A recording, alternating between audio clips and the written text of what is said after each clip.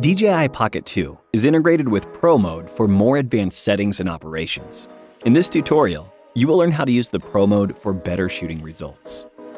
Swipe down on the camera view of DJI Pocket 2 and swipe to the left, find the Pro icon, and tap to enable or disable Pro mode.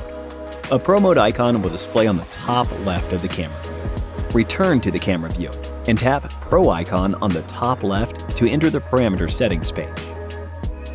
Tap Exposure to open the page and select Auto. In this case, the gimbal will automatically decide shutter speed and ISO accordingly. You can also adjust the exposure compensation manually by dragging the slider on the left of the screen. Select M on the page. You can manually adjust camera shutter speed, ISO, and the upper limit of the auto ISO value. Tap White Balance, tap Auto, or manually select among different values to adjust white balance. Tap Autofocus to change between single or continuous focus modes.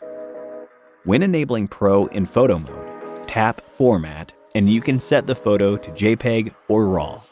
When enabling Pro in video mode, you tap Color and you can set the video color to normal or decinelite, which provides more options for post-processing.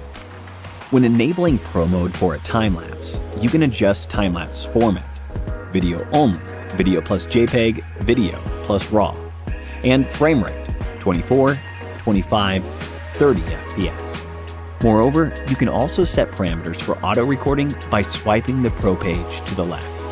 Tap Channel to switch between stereo and mono modes. Tap Volume to manually increase the gain. Tap Wind Noise Reduction to enable or disable the mode.